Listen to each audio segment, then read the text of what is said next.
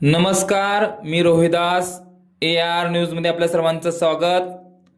दर्शक हो, उसाला 3,500 रुपये दर द्या, 7/12 कोरा करा या मागणीसाठी शेतकऱ्यांकडून पंढरपूर तालुक्यातील वाखरी पालखी तळावर आंदोलन करण्यात येत आहे। पंढरपूर तालुक्यातील सर्व शेतकरी संघटनांनी एकत्र येऊन केलेल्या ऊस दर संघर्ष समितीच्या वतीने वाखरी तालुका पंढरपूर येथील पालखी तळावर ऊस दरासह शेतकऱ्यांच्या विविध मागण्यांसाठी अमरण उपोषण आंदोलन सुरू केलेले आहे। समाधान फटे यांच्या नेतृत्वाखाली गणेश कोलगे, बाळासाहेब जगदाळे, राहुल पवार हे आंदोलनास बसले आहेत। पंढरपूर तालुक्यातील सर्व साखर कारखानदारांनी गळाफ हंगाम सुरू झालेला असला तरी अद्याप एकही साखर कारखान्याने ऊसाची पहिली उचल आणि अंतिम ऊस दर जाहीर केलेला नाही।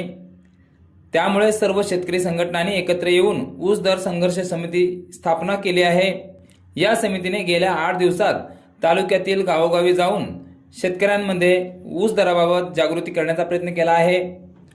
तसेच पूर्वनियोजित आंदोलनास सोमवारपासून सुरुवात केलेली आहे।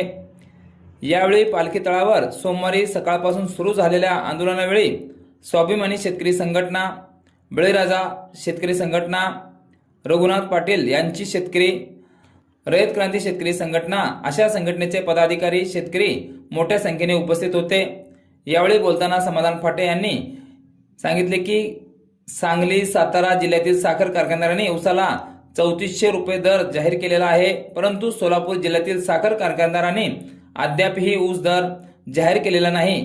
यावेळी स्वाभिमानीचे जिल्हाध्यक्ष तानाजी बागल, सचिन पाटील, संग्राम गायकवाड, शहाजान शेख आदीसह शेतकरी मोठ्या संख्येने उपस्थित होते। आंदोलनास बसलेल्या आंदोलकांपैकी समाधान फाटे यांना सोमवारी रात्री अशक्तपणा जाणवू लागला। रात्री 12 वाजण्याच्या सुमारास समाधान फाटे यांचा तोल जाऊन ते खाली पडले आणि किरकोळ स्वरूपाची जखम झाली आहे।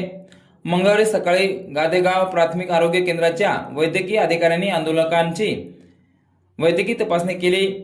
शेतकऱ्यांच्या आंदोलनास वाखरी ग्रामपंचायतीने दिला पाठिंबा। ऊस दर आणि शेतकऱ्यांच्या मागणीसाठी सुरू असलेल्या आंदोलनास वाखरी ग्रामपंचायतीच्या वतीने पाठिंबा देण्यात आलेला आहे।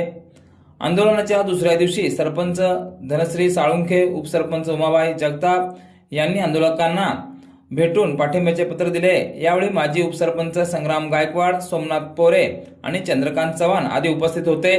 तसेच आज दिनांक 11 रोजी मोठ्या प्रमाणात रस्ता रोको आंदोलन करण्यात येणार आहे अशी माहिती देण्यात आली आहे।